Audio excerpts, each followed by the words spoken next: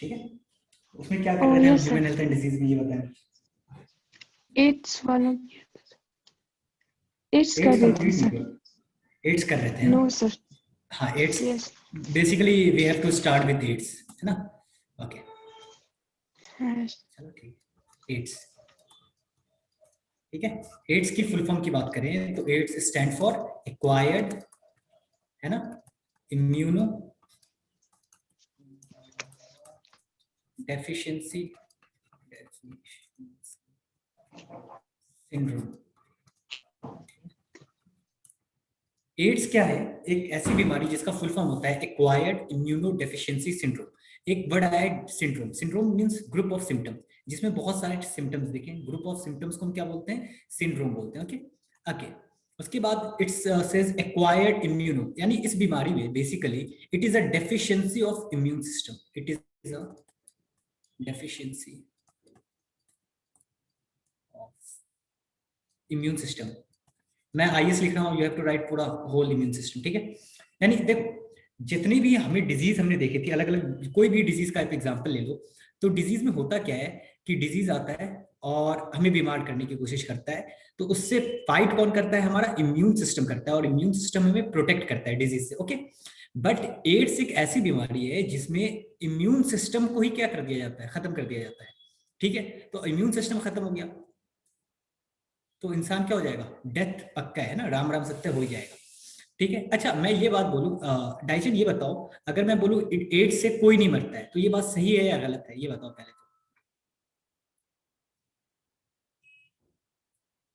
तो। गलत है सर। देखो बच्चा, मैं पहले बता दूं, रियलिटी में एड्स से कोई नहीं मरता है। एड्स में क्या होता है, इम्यून सिस्टम हमारा क्या हो गया?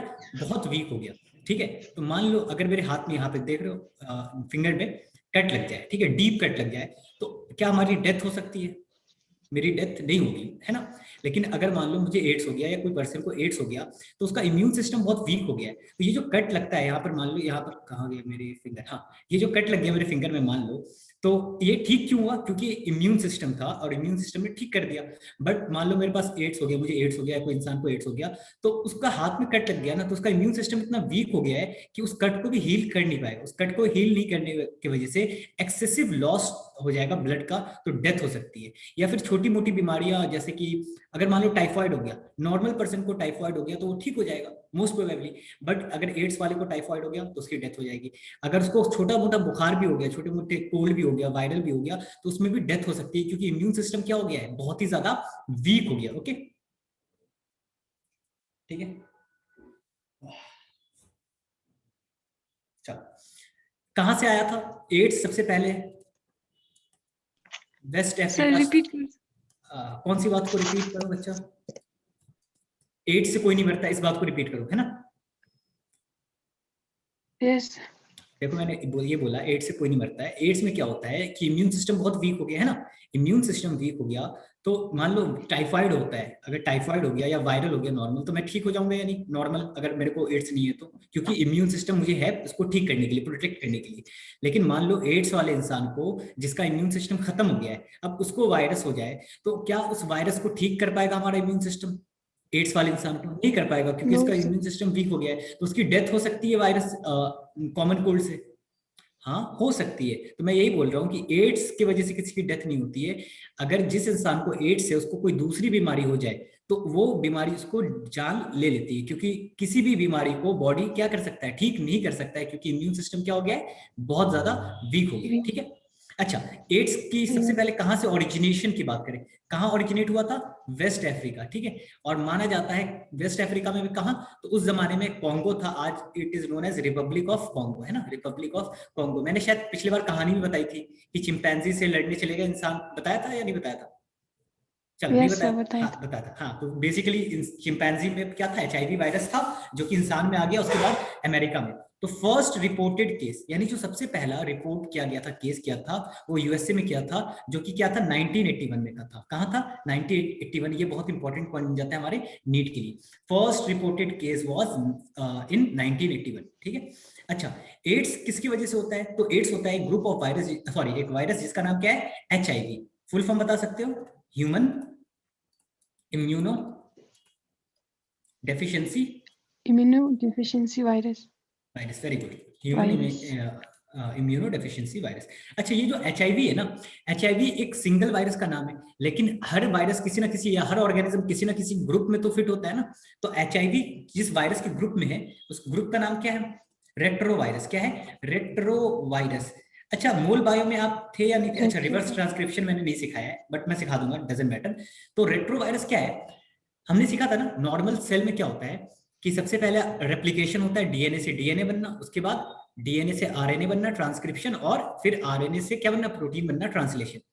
लेकिन मान लो वायरस में क्या है? जेनेटिक मटेरियल आरएनए है। वायरस में जेनेटिक मटेरियल क्या होता है? आरएनए, है ना? तो फिर पहले क्या होता है? रिवर्स ट्रांसक्रिप्शन होता है। क्या होता है? Reverse transcription. इसका मतलब क्या है? आरएनए से क्या बनेगा? डीएनए बनेगा, समझ में? फिर डीएनए क्या बनाएगा? आरएनए बनाएगा, फिर आरएनए क्या बनाएगा? प्रोटीन बनाएगा। तो एक ये नया स्टेप होता है। तो रेट्रोवायरस में क्या रिवर्स ट्रांसक्रिप्शन होता है? हाँ, होता है। सारे वायरस में क्या होता है? रिवर्स ट्रांसक्रिप्शन होता है। ये मूल बायोलॉजी का सवाल है। अगर यहाँ पे ये समझ में नहीं आता है तो हम मूल बायो में और अच्छे से समझेंगे। ठीक है, इतने पॉइंट्स आपको समझ में आते हैं जो यहाँ पे लिखा गया है? Yes sir. कॉपी कर लें।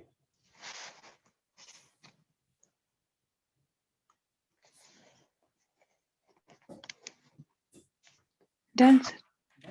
Okay,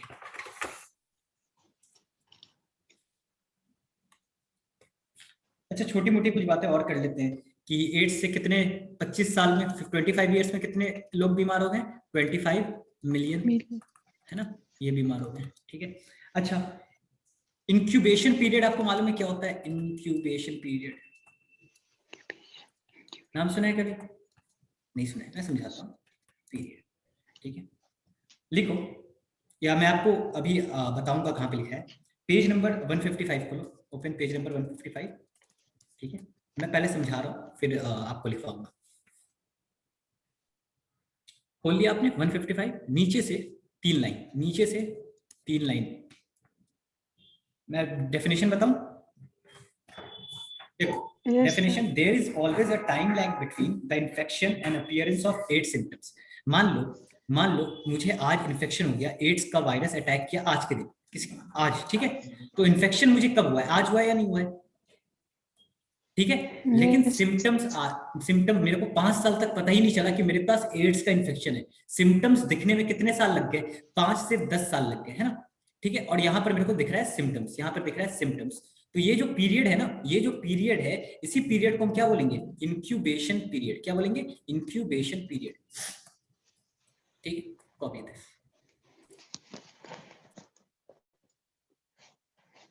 yes sir, done sir. Done, okay. Incubation period का डेफिनेशन मैं बोल रहा हूँ, देयर इज, कॉपी कर लें, मैं एनसीईआरटी रीड कर रहा हूँ। There is always a time lag, मैं लिख भी देता हूँ, कॉपी कर लें। Time lag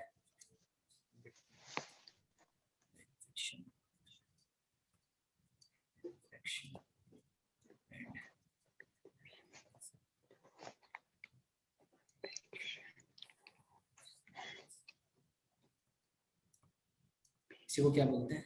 incubation period. और एड्स के लिए इंक्यूबेशन पीरियड कितना होता है? 5 से 10 साल लग जाते हैं लोगों को पता करने में। क्या टाइफाइड में 5 से 10 साल लगते हैं? नहीं, टाइफाइड में 3 से 4 दिन, 5 दिन में पता चल जाता है। तो क्या इंक्यूबेशन पीरियड हर डिजीज का अलग अलग होता है? Yes sir. हाँ, ठीक है, कॉपी दिस।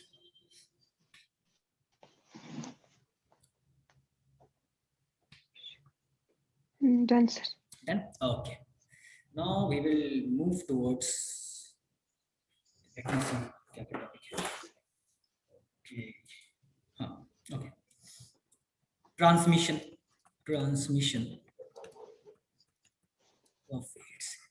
एड्स जो है वो कैसे ट्रांसमिट होता है? ठीक है, तो मान लो ये पर्सन ए है ना? इसको हैप्पी बनाऊं, उदास बनाऊं? हैप्पी बनाऊं, चलो ये हैप्पी हो गया। ठीक है, ये पर्सन बी है, ये उदास है। ठीक है, क्यों उदास है? देखो, ये है फ्रेंड ए, है ना, और ये है फ्रेंड बी, और दोनों है मेल। और मेल दोस्ती जो होती है वो बहुत ही बेकार होती है। इस दोस्त को क्या हो गया? एड्स हो गया, ठीक है, और इस दोस्त को एड्स नहीं हुआ, लेकिन ये दोस्त बदमाश है, ये बोल रहा है भाई मुझे एड्स हुआ है तो तुझे भी एड्स मैं कर दूंगा। जस्ट समझाने के लिए, ठीक है। तो ये अगर इस पर्सन से इस पर्सन में एड्स को अगर ट्रांसफर करना है तो क्या मीडियम क्या होना चाहिए, इसका फ्लूइड, किसका फ्लूइड, इस पर्सन का फ्लूइड अगर किसी तरह से इस पर्सन में चला जाए तो इस पर्सन को भी क्या हो जाएगा, एड्स हो जाएगा। यानी एड्स अगर होने के लिए क्या क्राइटेरिया है कि एक पर्सन का फ्लूइड दूसरे पर्सन के बॉडी में जाना चाहिए, ठीक है। क्राइटेरिया समझ में आ गया। तो क्या simple touching, simple kissing, simple hugging से एड्स हो सकता है? No sir. ठीक है, तो हमें भेदभाव नहीं करना चाहिए। तो सबसे तो बताओ, सोचो कैसे कैसे मीडियम में एड्स का ट्रांसफर हो सकता है। मैंने बोल दिया फ्लूइड का ट्रांसफर होना चाहिए, तो सबसे पहले आपके बुक में शायद सेक्सुअल कांटेक्ट दे रखा है, हाँ blood, very good. Sexual contact, क्या सेक्सुअल कांटेक्ट से एड हो सकता है, एड्स हो सकता है? ऑब्वियसली हो सकता है, क्योंकि सेक्सुअल कांटेक्ट में क्वाइटस में फ्लूइड का डिस्चार्ज होता है एक पर्सन के बॉडी से दूसरे पर्सन में, है ना। Okay, yes. अच्छा दूसरा सोचो, दूसरा आपने बताया था ब्लड ट्रांसफ्यूजन, है ना, ब्लड ट्रांसफ्यूजन। ब्लड ट्रांसफ्यूजन का मतलब मालूम है क्या होता है? ब्लड ट्रांसफ्यूजन का मतलब मेरे से बॉडी में मुझे एड्स है और मेरे ब्लड में भी क्या होगा, एड्स का वायरस होगा, तो उसको मैं कहां से कहां ले जाऊं, दूसरे पर्सन में दे दिया, मैंने किसी को ब्लड डोनेट कर दिया और उसने ब्लड को चेक नहीं किया, तो क्या उसको भी एड्स हो जाएगा? हाँ हो जाएगा, क्योंकि मेरा फ्लूइड कहां गया है, दूसरे पर्सन में चला गया। ओके ठीक है। तीसरा, एक बात बताओ, मदर होती है, mother, mother to foetus mosquito. Through placenta, placenta, अरे प्लासेंटा, अगर कोई माँ बीमार है ना, उसको एड्स हो गया है माँ को और उसके पेट में बच्चा है ना, तो क्या माँ का ही खून बच्चे तक जाता है या नहीं जाता है प्लासेंटा के थ्रू, ऑक्सीजन ऑक्सीजन प्रोवाइड करने? तो अगर माँ को एड्स है तो ऑब्वियसली बच्चे को भी क्या हो जाएगा, एड्स हो जाएगा जो बच्चा। हाँ वेरी गुड। उसके बाद एक और दे रखा होगा, आपने ड्रग एडिक्ट के बारे में देखा होगा, सुना होगा, मूवीज में देखा होगा, कुछ कुछ ड्रग एडिक्ट क्या इंजेक्शन का इस्तेमाल करते हैं? इंजेक्शन नहीं मालूम है तो मैं बता देता हूँ, इंजेक्शन का इस्तेमाल करते हैं। वो क्या करते हैं, एक दूसरे पे वेन्स पे क्या करते हैं, इंजेक्शन लगाते हैं इंट्रावेनसली, ठीक है। तो वो ड्रग एडिक्ट जो, उनको एडिक्शन, उनको कुछ मतलब नहीं दुनिया से, तो बेसिकली वो क्या करते हैं, एक दूसरे के एक ही इंजेक्शन को बार बार बार बार इस्तेमाल करते हैं। 5-6 लोग बैठे, मान लो कितने लोग बैठे हैं, 5-6 लोग बैठे हैं, एक ने इंजेक्शन लगाया, फिर उसी इंजेक्शन से दूसरे ने लगाया, फिर तीसरे ने लगाया, सेम सिरिंज को इस्तेमाल किया, तो क्या एड्स के चांसेस इंक्रीज हो जाएंगे? क्या एड्स हो सकता है या नहीं हो सकता है? क्योंकि मान लो मेरे में वायरस है, क्या है, एड्स वायरस है, मैं जैसे ही नीडल को लगाऊंगा, मैं अपने टच करूंगा, तो उस नीडल पे क्या वायरस नहीं चिपक जाएगा ब्लड के थ्रू, अंदर मैंने डाला तो? हाँ सर। तो फिर हो जाएगा। तो फोर्थ पॉइंट भी यही दे रखा होगा, sharing infected needle, sharing infected needles. ठीक है। एक in case of intravenous drug, in case of intravenous drug मतलब जो डायरेक्टली वेन में हम डालते हैं ना, intravenous drug. Copy this.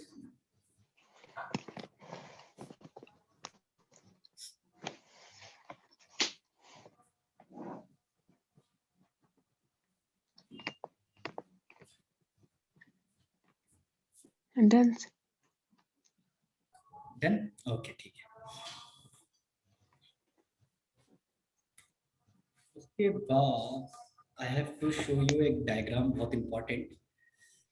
Okay, I am sharing है ना स्क्रीन, ठीक है। Let me search page number, आपको एक फिगर 8.6 दिख रहा है?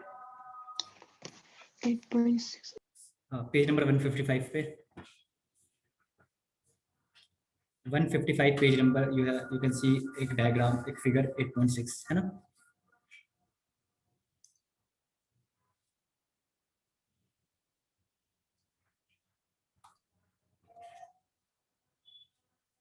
देखा दाइशन?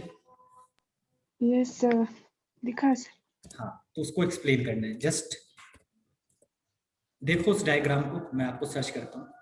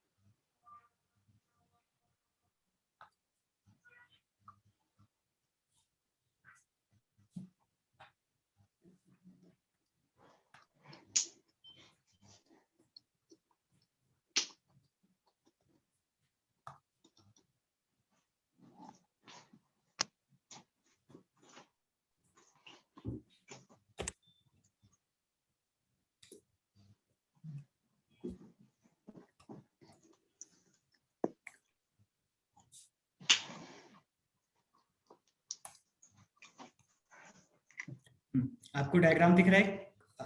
शेयर हो गया इमेज?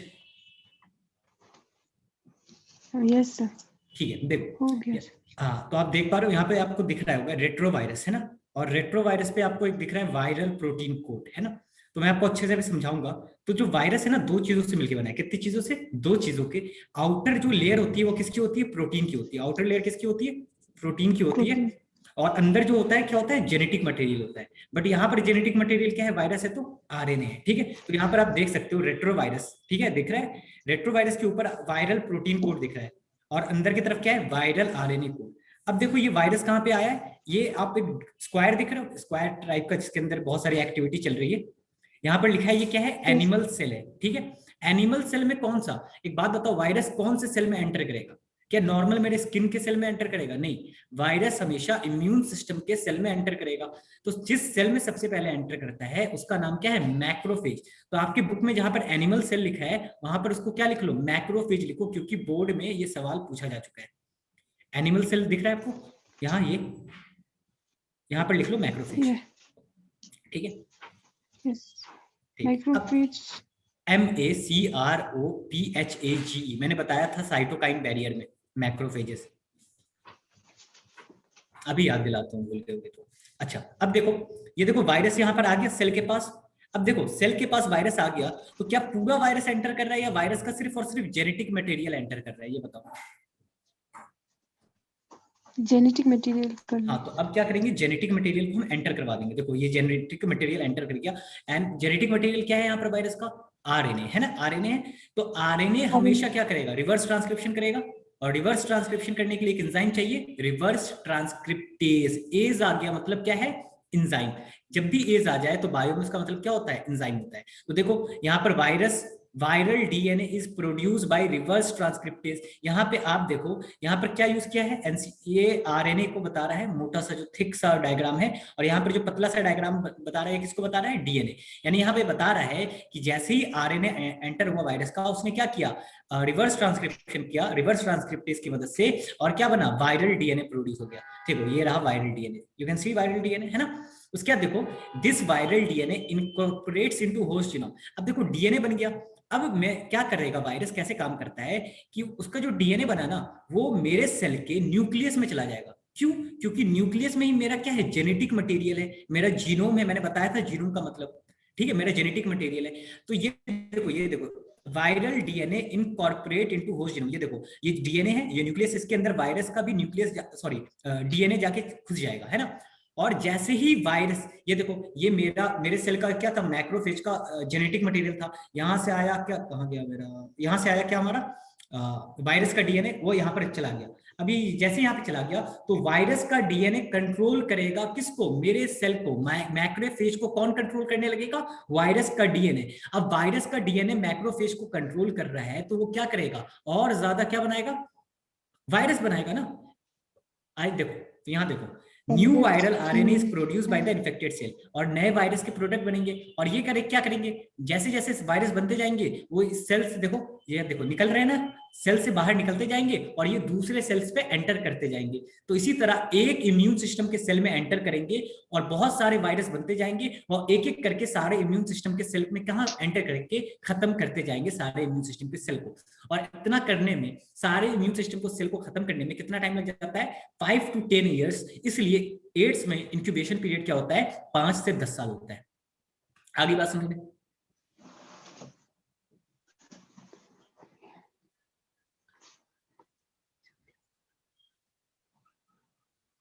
अच्छा, समझ में आई बात? सर लास्ट वाला थोड़ा रिपीट। हाँ देखो, यहाँ तक तो आपको समझ में आ गया होगा, डीएनए बन गया। अब ये डीएनए जो वायरस का डीएनए है वो सेल के डीएनए के साथ मिल जाएगा, ठीक है? और सेल के डीएनए पे कब्जा कर लेगा। तो सेल के डीएनए पे कब्जा कर लिया तो अब जो चीजें बनेंगी, अब जो एमआरएनए बनेगा, अब जो ट्रांसलेशन होगा वो किसके हिसाब से होगा? सेल के हिसाब से नहीं होगा, वायरस के हिसाब से होगा। तो ये देखो, तो ये वायरस डीएनए सेल पे कब्जा कर लिया, और अब देखो नया प्रोडक्ट जो बन रहा है वो क्या बन रहा है? सेल का नहीं बन रहा है, वायरस का प्रोडक्ट बन रहा है। बहुत सारे वायरस के प्रोडक्ट बन रहे हैं, बहुत सारे वायरस बन रहे हैं, और वो अलग अलग सेल को क्या करेंगे? इन्फेक्ट करेंगे। अभी भी समझ में नहीं आई तो कोई बात नहीं, व्हाइट बोर्ड शेयर करके और अच्छे से समझाते हैं। अभी हाँ पूछो। यस समझ आ गया। आगे, very good, you are very intelligent.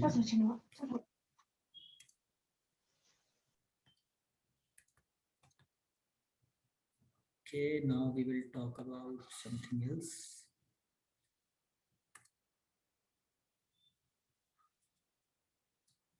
तो न्यूज़ा हम कहाँ पर थे? तो ये जो डायग्राम है फिगर 8.6, क्या है फिगर 8.6? ये बहुत ज्यादा इंपॉर्टेंट क्वेश्चन है। या तो आपको देख रहे हो यहाँ पर पूछा क्या जाता है कि ये डब्बा बना हुआ है ना, तो पूछ लेगा ये कौन सा सेल है, तो ये सेल का नाम क्या है? मैक्रोफेज, है ना। ठीक है, यहाँ पर आपको आरएनए दे देगा वायरस का। अच्छा, मैं क्या करूंगा, आज आपको असाइनमेंट दूंगा, है ना। एंगो, यू हियर? Yes. हाँ, आपको आज मैं असाइनमेंट दूंगा, तो इसमें जो वायरस Yes. के क्वेश्चन आ रखे हैं ना ये वाले, वो आपको होंगे, तो आप एक बार प्रैक्टिस कर लेना। बोर्ड के क्वेश्चन होंगे इस तरह के वायरस के इस टॉपिक पे बेस्ड, ठीक है। तो उसको प्रैक्टिस जरूर कर लेना, आपको समझ में आएगा क्या क्वेश्चन पूछे जाते हैं। Okay. Okay, sir. ठीक है, उसके बाद और आपको ये जो नोट्स में बनाना है, आपको ये फिगर अपने नोट्स में बनाना है, but you don't have to exactly copy ये सीक्वेंस। आपको चीजें समझ में क्या आ गई? सबसे पहले क्या होगा, वायरस एंटर करेगा, फिर रिवर्स ट्रांसक्रिप्शन करेगा, होस्ट के जीनोम पे कब्जा करेगा और वायरस का खुद का प्रोडक्ट बनाएगा। ये 4-5 सीक्वेंस है, आपको इसी सीक्वेंस को याद रखना है। और you can draw on your own, अपने हिसाब से आप सेल भी बना सकते हो, सेल का डिजाइन भी चेंज कर सकते हो। रट्टा नहीं मारना है। कॉन्सेप्ट क्या है, वायरस आएगा, वायरस का क्या दिखाना है, प्रोटीन कोड भी दिखाना है, अंदर क्या दिखाना है, जेनेटिक मटेरियल भी दिखाना है। दूसरे स्टेप में क्या करना है, सिर्फ जेनेटिक मटेरियल को अंदर ले आना है। उसके बाद क्या लिखना है साइड में, रिवर्स ट्रांसक्रिप्शन करके एक डीएनए दिखा देना है। फिर डीएनए को कहाँ आपको एंटर करके दिखाना है, न्यूक्लियस में लेके जाना है। उसके बाद फिर आप कहाँ पे लेके जाओगे, बहुत सारे वायरस के प्रोडक्ट बना दोगे। Understood? Okay okay, do one thing, open page number 156, है ना, पेज नंबर 156। जो आपको डायग्राम एक्सप्लेन किया है मैंने, आपको अभी एक फिगर एक्सप्लेन किया है, वो सारी चीजें आपको पेज नंबर 156 पे first paragraph, prevention of AIDS से पहले पहले यही सारी चीजें लिखी होंगी। एक बार जल्दी से आप रीड कर लो, प्रिवेंशन ऑफ एड्स से पहले पहले। मैं भी देख लेता हूँ, कुछ छूट गया होगा तो आई विल डिक्टेट यू।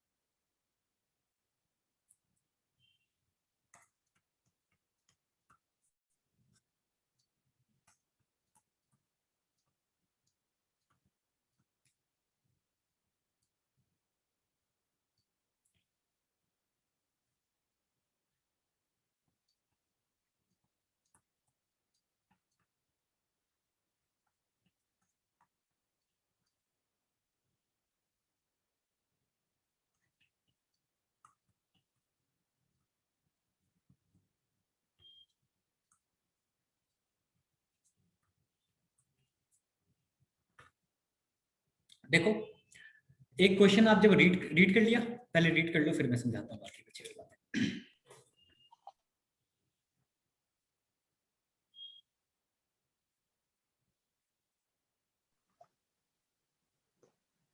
कर लिए सर। ठीक है, तो उसमें एक आपको इसका आंसर भी मिल गया होगा। अगर मैं क्वेश्चन पूछ लूँ, एग्जाम में बोर्ड में क्वेश्चन पूछ लिया गया, why macrophages act like a virus factory, तो इसका आंसर लिख दोगे? Yes, sir. क्यों? क्योंकि मैक्रोफेज में एंटर करता है और मैक्रोफेज में बहुत सारे वायरस के प्रोडक्ट बनते हैं, उसकी वजह से पूरे बॉडी में वहीं से वायरस जाता है। ठीक है, तो सबसे पहले कहाँ एंटर करता है? वायरस आएगा सबसे पहले, वायरस आएगा तो कहाँ एंटर करेगा? मैक्रोफेज, है ना, मैक्रोफेज में।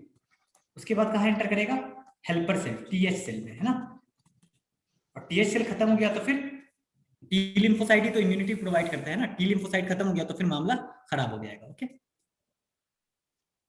अच्छा दूसरा, अगर कोई बोल दे कि एड्स के थोड़े बहुत जो भी सिम्टम्स हैं वो कैसे पता चलेंगे, तो बार बार फीवर आना, डायरिया, पेट हमेशा खराब होना और एक्सेसिव वेट लॉस हो जाना, ये सिम्टम्स किसके हैं? एड्स के। अब एड्स को डायग्नोस्टिक टेस्ट कैसे पता चलेगा किसी को एड्स हो गया है, तो उसके लिए जो टेस्ट है उसको बोलते हैं एलिजा। क्या बोलते हैं? एलिजा, एंजाइम लिंक्ड इम्यूनोसॉर्बेंट एसे। बहुत बार पूछा जाता है बोर्ड में फुल फॉर्म कि कौन से टेस्ट से हम कंफर्म करते हैं क्या कि एड्स हो रखा है, तो वो टेस्ट क्या है? एलिजा, एंजाइम लिंक्ड सॉर्बेंट एसे। फुल फॉर्म भी बहुत जरूरी है, फुल फॉर्म में पूछा जाता है। अच्छा, अगर एक और टेस्ट के बारे में हमने पढ़ा था, कौन सा टेस्ट था और कौन से बीमारी को टेस्ट करने के लिए उस टेस्ट का इस्तेमाल करते हैं? हमने इन्फेक्शन में एक और टेस्ट के बारे में पढ़ा था, डाइशल, सॉरी, हाँ, Widal test, typhoid, very good, very good. तो कॉपी दिस, उसके बाद हम बात करते हैं आगे प्रिवेंशन ऑफ एड्स के बारे में। सर वो इलाइजा वाला समझ नहीं है। एलिजा वाला? अच्छा, मैं एलिजा समझ नहीं है ना, मैं ये बोल रहा था कि एलिजा क्या है? एक टेस्ट है जिससे पता चल जाता है कि एड्स है या नहीं किसी इंसान को। ठीक है, और ये बोर्ड में ये सवाल पूछा जाता है कि कैसे पता चलेगा किसी को एड्स है या नहीं। ठीक है, तो पता करने का तरीका क्या है कि एलिजा कर लो, और एलिजा का फुल फॉर्म है एंजाइम लिंक्ड इम्यूनोसॉर्बेंट एसे। यही बातें बोली थी मैंने। एंजाइम लिंक क्यों है सर? एंजाइम लिंक क्यों है इसका प्रोसेस मुझे नहीं मालूम, इसका बस फुल फॉर्म मुझे मालूम है। और एंजाइम लिंक इसलिए होगा क्योंकि किसी ना किसी एंजाइम को ही टेस्ट करते होंगे जो शायद एड्स के वक्त बनना खत्म हो जाता होगा बॉडी में, या एड्स के वक्त ज्यादा बनता होगा, है ना। यस, और मैक्रोफेज वो इम्यूनिटी के सेल्स को बोलते हैं। नहीं, आपको मैंने बताया था, आप जल्दी से खोलो इन्नेट इम्यूनिटी खोलो। इन्नेट इम्यूनिटी में मैंने सेलुलर बैरियर बताया था। सेलुलर बैरियर में मैंने 2-3 तरह के आपको डब्ल्यूबीसी के नाम बताए थे, लिम्फोसाइट्स के, है ना, ल्यूकोसाइट, पीएमएनएल। तो ज्यादातर जो लिम्फोसाइट्स थे वो कहाँ पर थे? ब्लड में। और एक और मैंने लिम्फोसाइट यानी एक और डब्ल्यूबीसी का नाम बताया था जो कहाँ पर प्रेजेंट, जिसका नाम था मैक्रोफेज। और जो कहाँ पर प्रेजेंट था मैक्रोफेज? टिश्यू में हेल्प करता था। अगर कोई टिश्यू में कोई पैथोजन आ गया तो उससे फाइट कौन करता है? मैक्रोफेज। और मैक्रोफेज क्या है? एक तरह का डब्ल्यूबीसी है। नहीं मालूम है तो लिख लो, मैक्रोफेज ही डब्ल्यूबीसी एक तरह। यस, ठीक है, डन सर। Done, okay.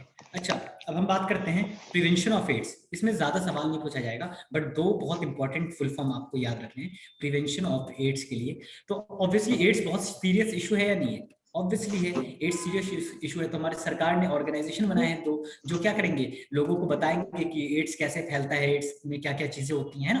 तो उसमें एक का नाम है नाको। क्या नाम है? नाको, शायद हमने पहले भी डिस्कस करा था। और बहुत सारे एनजीओ भी है। एनजीओ तो जानते हैं ना, नॉन गवर्नमेंट ऑर्गेनाइजेशन जो अलग अलग काम करते हैं। नाको का फुल फॉर्म क्या है? National AIDS Control Organisation. क्या है? National AIDS Control Organisation. ठीक है, नाको का काम क्या है कि ये क्या करती है बेसिकली, बताएगी लोगों को कि एड्स फैलता है, एड्स को अगर आप फैलने से रोकना चाहते हैं तो क्या क्या करें।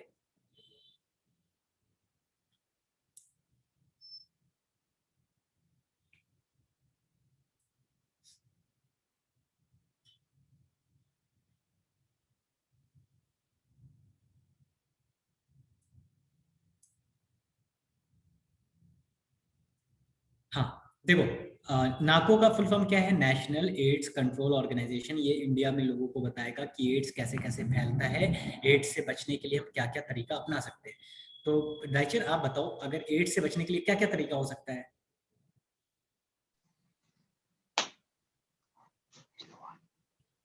हमने रिप्रोडक्टिव हेल्थ देखा था, तो ये बताएगा यूज ऑफ कॉन्डम, है ना। यूज ऑफ कॉन्डम बहुत इंपॉर्टेंट है, कॉन्डम से एसटीडीज नहीं फैलते हैं। उसके बाद और सोचो, देखो ड्रग नहीं लेना चाहिए, सिरिंजेस शेयर नहीं करनी चाहिए, ब्लड ट्रांसफ्यूजन करने से पहले जो 4 पॉइंट डिस्कस करे थे उसी को एक्सप्लेन करेंगे। ब्लड ट्रांसफ्यूजन करने से पहले क्या है, हम देखेंगे ब्लड की मतलब ब्लड में कुछ इम्प्योरिटीज तो नहीं है, ये सारी चीजें है ना। अच्छा, multiple multiple partner multiple partner avoid करना चाहिए या नहीं करना चाहिए? अगर किसी को एड्स से बचना है तो उसको मल्टीपल सेक्स नहीं करनी चाहिए, मल्टीपल पार्टनर्स नहीं रखनी चाहिए, ठीक है। कॉपी कर लो ये 2-3 पॉइंट बस। और इसका काम क्या है, नाको का और काम क्या है, ये क्या करती है, फ्री डिस्ट्रीब्यूट करती है कॉन्डम को, क्या करती है, free distribution of condom, free distribution of condom, condom बांटेगी। और दूसरा काम क्या करेगी नाको, देखो इंजेक्शन सिरिंजेस भी बांटेगी। आप बता सकते हो सिरिंजेस क्यों बांटेगी, बताओ। ताकि देखो ज्यादा सिरिंज यूज। हाँ, देखो देखो बच्चे, क्या है दुनिया ना बहुत क्रूअल हो सकती है। कुछ लोग क्या है जो ड्रग्स वगैरह करते हैं तो उनकी दुनिया अलग होती है। तो एक बात बताओ, वो वल्नरेबल है, उनको जो दाइशन बच्चा मैं ये बोल रहा हूँ, जो ड्रग्स करते हैं क्या उनको एड्स होने के चांसेस ज्यादा हैं या नहीं है? Yes sir. अगर वो सोसाइटी में ऐसे ही घूमते रहेंगे तो और लोगों को एड्स फैला सकते हैं, है ना। तो सरकार क्या करती है, उनको फ्री सिरिंजेस बांटती है कि कम से कम वो अपनी जिंदगी खराब कर रहे हैं, उनको तो नहीं रोका जा सकता है, लेकिन वो दूसरे को एड्स ना फैलाएं, इसलिए क्या करते हैं, सिरिंजेस का भी हम बांटते हैं। ओके, बस यही सारी बातें थी। एड्स में एक पॉइंट छूट रहा है, जो मैं देख रहा हूँ कहाँ पे क्या छूट रहा है। एनजीओ क्या करता है सर? एनजीओ बेसिकली, एनजीओ जैसे मान लो मैं किसी को, गरीब बच्चों को पढ़ाना चाहता हूँ, है ना, गरीब बच्चे को पढ़ाना चाहता हूँ, तो मैं अपना ऐसी कैसे मदद कर सकता हूँ, आपसे डोनेशन, लोगों से डोनेशन लेके एक कोचिंग टाइप का खोल दूँ फ्री में पढ़ाने के लिए, या मैं खुद ही पढ़ाने लग जाऊँ, तो क्या मैं सरकार की मदद ले रहा हूँ? नहीं ले रहा ना। नो तो मैं सर। एक एनजीओ एक काम कर रहा हूँ। उसी तरह कोई इंसान है, जैसे आपको बहुत अफसोस है कि ये एड्स वेड्स फैल रहा है, तो आप इसके लिए कुछ करना चाहते हो, तो आप अपना एक संस्था खोल लो, जो सरकार से कोई मतलब नहीं है, आप लोगों को जाओ एड्स के बारे में बताओ। आ गई बात समझ में? यस। ठीक है।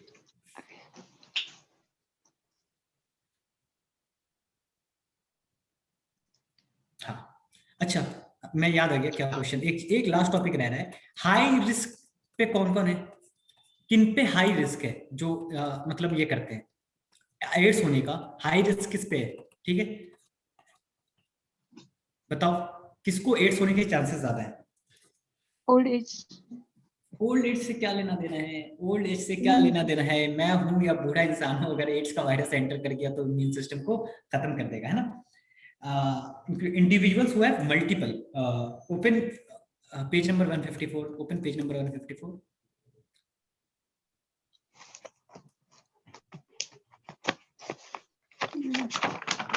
Yes sir. हाँ, सो पीपल हु, लास्ट के second line, last second line में बोल रहा हूँ, ठीक। So people who are at high risk of getting this infections include individual who have multiple sexual partners, जिनके पास क्या है, एक से ज्यादा सेक्सुअल पार्टनर्स है ना। दूसरा क्या होगा, ड्रग एडिक्ट, मल्टीपल, पहला क्या होगा मैं लिख भी देता हूँ, just copy, multiple sexual partner वाले लोग, है ना, उनको एड्स होने का बहुत ज्यादा चांस है, क्योंकि वो फ्लूइड डिस्चार्ज हो रहा है। उसके बाद दूसरा क्या है, ड्रग एडिक्ट्स, ड्रग एडिक्ट्स, ठीक है। तीसरा क्या दे रखा है, हु टेक, तीसरा क्या दे रखा है, पर्सन हु रिक्वायर्ड। अच्छा एक बात बताओ, मुझे ब्लड की जरूरत नहीं है रोज रोज, लेकिन जब मुझे बार बार हर महीने हर 15 दिन पे ब्लड ट्रांसफ्यूजन की जरूरत है, तो क्या मेरे चांसेस बढ़ जाएंगे एड्स होने के, कहीं गलती से वायरस एंटर कर जाए, है ना। तो person who requires regular blood transfusion, है ना, ब्लड ट्रांसफ्यूजन। और लास्ट में एक और दे रखा हूं, children born to HIV, children born to HIV mother, जो मदर उसके बच्चे, जिसको एचआईवी है, उसका बच्चे जो पैदा हुआ है, इसको डेफिनेटली क्या हो जाएगा, एड्स हो जाएगा। तो ये सारे हाई रिस्क पे है। Okay,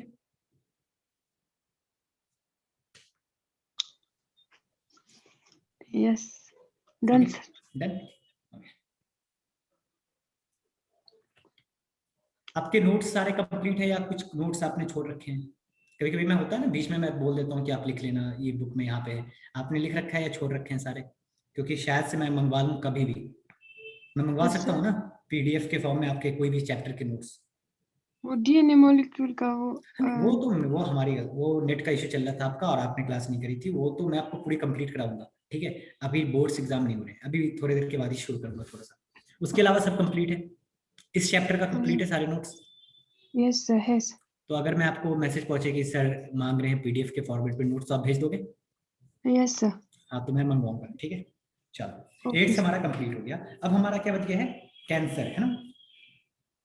we will discuss cancer tomorrow. और अभी हम लोग डिस्कस करेंगे लास्ट टॉपिक, जिसका नाम क्या है?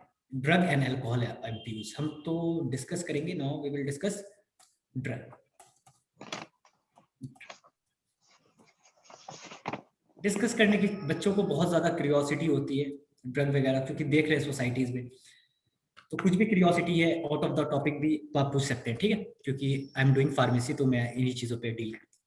तो क्या जानते हो ड्रग्स के बारे में, ये बताओ पहले तो। ड्रग्स जो डजंट मैटर सही डेफिनेशन है गलत डेफिनेशन है, आप क्या जानते हो वो बताओ पहले। ड्रग्स जो एडिक्शन करवाता है सर। अच्छा, जिससे एडिक्शन हो लोग जाता है। स्ट्रेस कम करने के लिए लेते हैं कुछ लोग।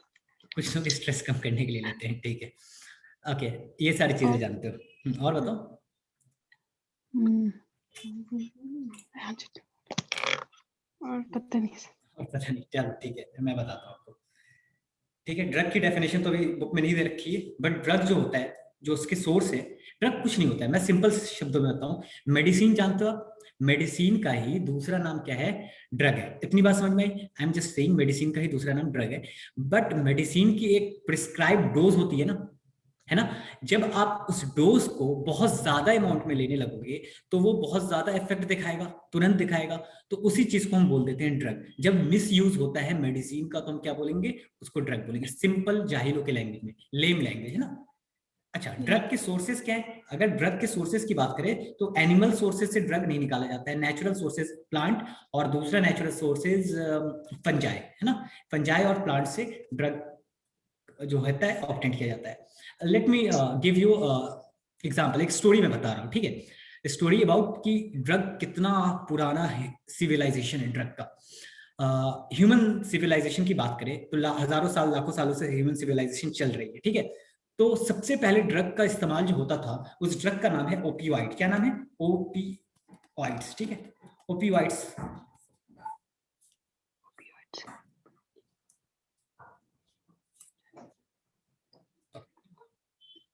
देखो, समझो, पुराने जमाने में जब आदिवासी हुआ करते थे, आदिवासी से हमने खेती बाड़ी करना सीखा था। आ रही बात समझ में? जब हमने खेती बाड़ी करना सीखा, फार्मिंग सीखा, तो उस समय में ना लोगों के पास मेडिसिन नहीं था, लोगों के पास मेडिसिन नहीं था। लेकिन एक प्लांट था, जिस प्लांट में आज हम जानते हैं कि केमिकल निकलता है, जिसको हम क्या बोलते हैं? ओपियोइड्स बोलते हैं। तो लोगों को कुछ भी बीमारी होती थी, लोगों को बुखार हो जाए, लोगों को बदन हाथ में दर्द हो जाए, सर में दर्द हो, बदन में दर्द हो, पेट में दर्द हो, कुछ भी बीमारी होती थी, लोग क्या करते थे? ओपियोइड्स का इस्तेमाल करते थे। यानी बहुत अच्छा पेन किलर है ओपियोइड्स, नेचुरली पेन किलर है। तो वहां से, और ये ओपियोइड्स आज के जमाने में ड्रग की तरह इस्तेमाल किया जाता है।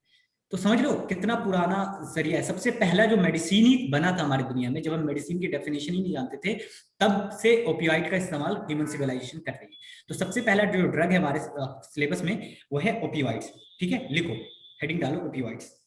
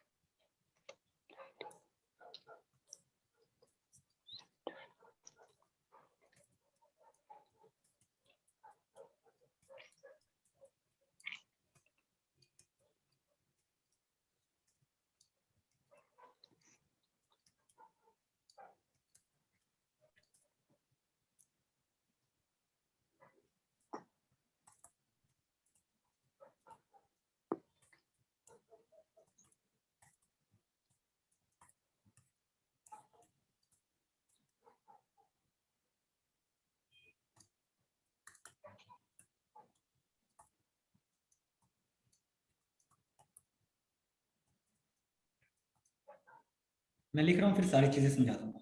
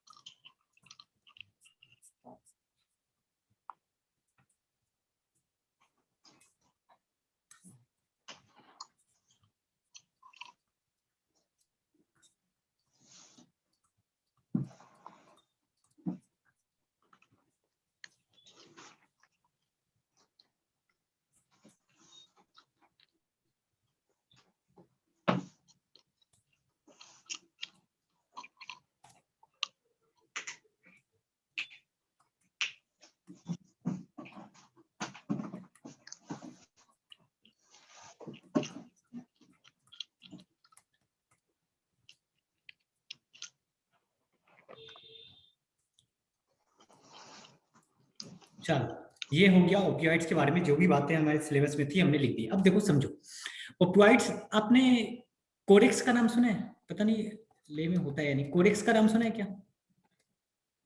कोरेक्स, खांसी नो की सर। दवाई होती थी, खांसी की दवाई होती है कोरेक्स या टोरेक्स, जो कि अब बैंड हो गया है। ठीक है, आप ठीक है, तो होता क्या है, अब कोरेक्स के बारे में आपको मालूम नहीं है तो ऐसा समझो कि सिंपल चीजों में मैं समझाना चाहता हूँ ओपियाइड को समझने के लिए। देखो हीरोइन, मैं समझाता हूँ। देखो पहली बात, ओपियाइड्स जो है वो कहाँ, अच्छा एक बात बताओ, आप कोई दवाई खा रहे हो तो दवाई कहाँ दिखाएगा, असर दिखाएगा किसी ना किसी ब्रेन पे दिखाएगा, या बॉडी पे असर दिखाता है या नहीं दिखाता है? पहले ही बताओ, कोई भी मेडिसिन आपकी बॉडी पे इफेक्ट दिखाता है या नहीं दिखाता है? Just tell me one thing, है ना? Yes sir. इफेक्ट दिखाने के लिए मान लो आपने मेडिसिन, ये एक एम मेडिसिन खाया, तो ये एम मेडिसिन सेल में एंटर करेगा तभी तो इफेक्ट दिखाएगा। तो यहाँ पर क्या होने चाहिए, रिसेप्टर्स होने चाहिए या नीचे होने चाहिए? ये रिसेप्टर क्या करेंगे, इस एम मेडिसिन का ये रिसेप्टर होगा और यहाँ पर एम जाके बाइंड करेगा, और जैसे ही बाइंड करेगा अपना केमिकल रिलीज करेगा और केमिकल पूरे सेल में असर दिखाएगा। तो ओपियोइड एक मेडिसिन है, एक ड्रग है, तो उसके बाइंड करने के लिए बॉडी में एक रिसेप्टर होना जरूरी है या नहीं है? Yes sir. है ना? तो ओपियोइड को बाइंड करना है, तो ओपियोइड को बाइंड करने के लिए हमारे पास क्या होगा, ओपियोइड रिसेप्टर होगा। आ रही है बात समझ में? तो पहला पॉइंट, ओपियोइड कहां बाइंड करेगा, ओपियोइड रिसेप्टर। अब ये रिसेप्टर कहां पे प्रेजेंट है? कोई भी ऐसा रिसेप्टर नहीं है, ज्यादातर रिसेप्टर एक पर्टिकुलर जगह पे होते हैं, हर जगह पे हर रिसेप्टर प्रेजेंट नहीं होते हैं ओपियोइड। अच्छा समझो, एक चीज समझो, हीरोइन का नाम सुना है कभी? यस स्मैक का सर। नाम सुना है, नाम सुना होगा, हेरा फेरी देखी होगी, है ना? तो हेरा यस। फेरी में शायद है हीरोइन, हीरोइन, हाँ ठीक है। तो बेसिकली आपको हीरोइन का नाम सुना है, आपने मूवी भी देखी है, तो आपको इतना मालूम होगा कि ये क्या करता है, ब्रेन के साथ लोचा कर रहा है या नहीं कर रहा है ना? हाँ, तो यानी पहला, ये जो ओपियाइड रिसेप्टर है कहां पर प्रेजेंट होते हैं, सेंट्रल नर्वस सिस्टम, मतलब ब्रेन और spinal cord, central nervous system. और सेकंड, और कहां पे प्रेजेंट होते हैं, तो ये जो अपना मुंह का जो रास्ता चल रहा है, जो गैस्ट्रो इंटेस्टिनल ट्रैक्ट, ठीक है, समझ में आया? पहले मेरे साथ साथ बोलो, ओपियोइड रिसेप्टर कहां पे प्रेजेंट है, सेंट्रल नर्वस सिस्टम और गैस्ट्रो इंटेस्टिनल ट्रैक्ट, ठीक है। कॉमन नेम, लोकल भाषा में किस नाम से पुकारा जाता है, तो हीरोइन या स्मैक बोलते हैं। क्या बोलते हैं, हीरोइन या स्मैक। किस तरह का दिखता है हीरोइन या स्मैक, आपने देखा होगा तो व्हाइट कलर का, नमक जैसा, है ना? ऐसी मूवी में बताया गया, नमक जैसे तो नमक है। तो कैसा दिखता है, ये देखो मैंने व्हाइट दिखाने के लिए पीछे बैकग्राउंड ब्लैक लिया था। White colour crystalline powder, crystal जैसा पाउडर होता है व्हाइट कलर का, ठीक है। केमिकल इसके अंदर कौन यस। सा प्रेजेंट है, अब केमिकल की भी तो बात करेंगे, तो इसके अंदर जो केमिकल प्रेजेंट है उसको बोल रहे हैं डाई एसिटाइल मॉर्फिन। क्या है, डाई एसिटाइल मॉर्फिन। और आपके बारे में आपको बता दूं, मॉर्फिन का इंजेक्शन लेते हैं जब ऑपरेशन होता है, पेन किलर सर्जरी होती है, तो मॉर्फिन क्या है, बहुत अच्छा पेन किलर है। तो देखो हुआ क्या कि मॉर्फिन लिया, हुआ क्या, एक प्लांट था, क्या नाम है, एक प्लांट है, उसका नाम क्या है, पॉपी प्लांट। कॉमन नाम क्या है, पॉपी प्लांट, और साइंटिफिक नेम क्या है, पेपीवर्स somniferum. Common name is poppy plant and scientific name is, just give me a second.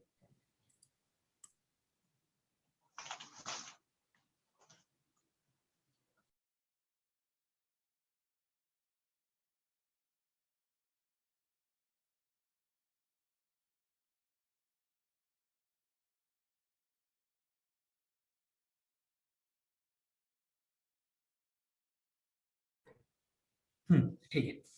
हाँ, तो मैं क्या बोल रहा था, मैं क्या बोल रहा था कि एक प्लांट है, उस प्लांट का नाम है poppy plant, scientific name is papaver somniferum. बहुत इंपॉर्टेंट है, बोर्ड में पूछा जाता है कि किस प्लांट से ऑब्टेन किया जाता है, ठीक है, किस प्लांट से ऑब्टेन किया जा रहा है, तो papaver somniferum scientific name, normal name क्या है, पॉपी प्लांट। अच्छा, इस प्लांट से हमने क्या निकाला, एक केमिकल निकाला जिसको बोला मॉर्फिन। क्या बोला, मॉर्फिन। इस मॉर्फिन का एसिटाइलेशन कराया, मतलब इस मॉर्फिन में एसिटाइल ग्रुप ऐड किया, एक मॉलिक्यूल में दो एसिटाइल ग्रुप ऐड किया, तो जो चीज बनी डाई एसिटाइल मॉर्फिन। यही, ये जो व्हाइट कलर का आपको ये जो केमिकल दिख रहा है, जो क्रिस्टलाइन पाउडर है, इसका अगर केमिकल नाम पूछूं तो केमिकल नाम होगा डाई एसिटाइल मॉर्फिन। और फंक्शन, फंक्शन क्या है, ये डिप्रेसेंट है। डिप्रेसेंट का मतलब अगर कोई टेंशन है तो उसको शांत कर देगा, दिमाग को क्या कर देगा, शांत कर देगा। डिप्रेसेंट है, दिमाग को शांत कर देगा, स्लोज डाउन बॉडी फंक्शंस, है ना? अगर दिमाग शांत हो गया तो बॉडी भी क्या हो जाएगी, शांत हो जाएगी। स्लोज डाउन बॉडी फंक्शन, ठीक है। आई होप ओपियाइड समझ में आ गए होंगे आपको, कॉपी कर लो। यस सर, लास्ट वाला। लास्ट वाला क्या समझ में नहीं आया? अच्छा, डिप्रेसेंट समझ में नहीं आया। देखो, डिप्रेसेंट वो केमिकल होता है जो बॉडी के फंक्शंस को क्या कर दे, शांत कर दे, डिप्रेस्ड कर दे, लोअर कर दे एकदम। देखो अल्कोहल क्या करता है बेसिकली, बहुत तेज तेज, क्या मतलब अल्कोहल क्या करता है, गुस्सा दिलाता है, लड़ाई पीट लोग करते हैं। लेकिन ये क्या करता है, दिमाग को शांत कर दिया, तो दिमाग शांत होगी तो बॉडी शांत होगी। इसलिए ऐसे मॉलिक्यूल जो दिमाग को शांत करके बॉडी को शांत करते हैं उसको बोलते हैं डिप्रेसेंट, है ना। तो ये डिप्रेसेंट होता है। Okay, either take the screenshot or copy the slide. Okay. Installation.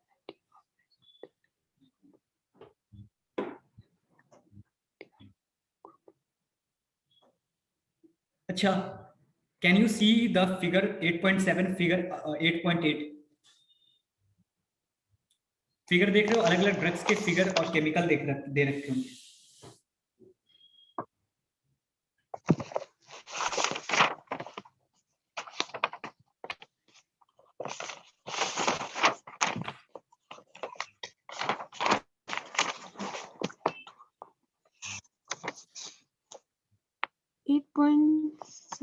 हाँ, बहुत सारे फिगर देख रहे होंगे। पेज नंबर 158 पे 2 फिगर देख रहा होगा, पेज नंबर 159 में 3 फिगर दिख रहे होंगे।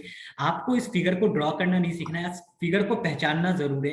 ये सारे फिगर आपके बोर्ड में भी पूछे जा चुके हैं और आपके किस में पूछे जा चुके हैं, मेडिकल एंट्रेंसेस में भी पूछे जा चुके हैं।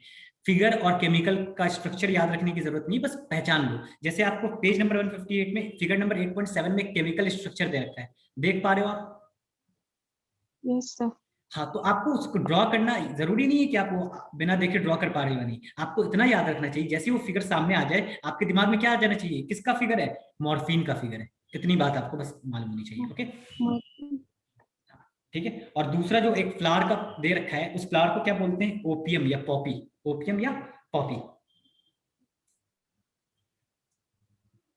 Yes. ठीक है, कॉपी कर लो।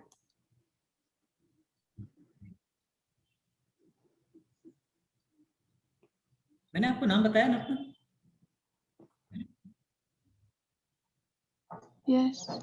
चलो, अरसलान। मैं भूल जाता हूँ कितनी बार अपने आप को इंट्रोड्यूस करना।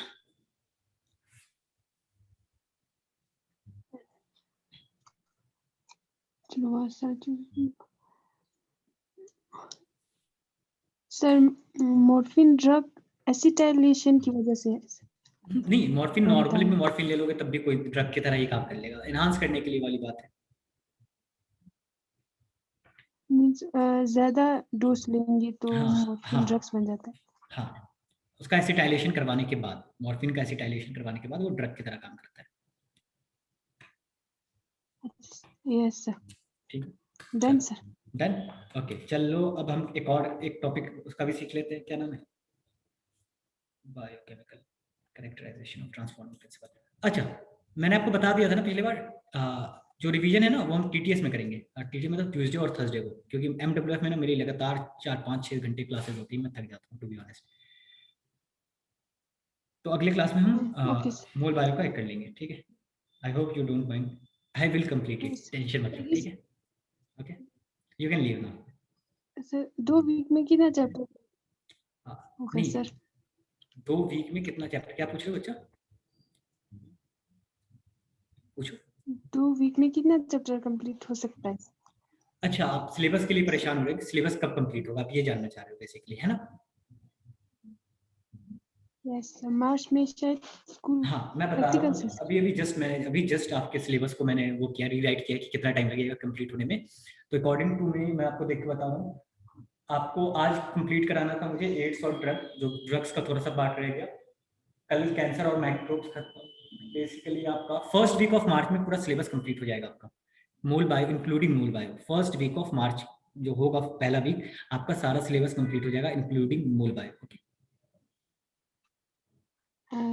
ठीक है सर। ठीक है, और जल्दी करूँ,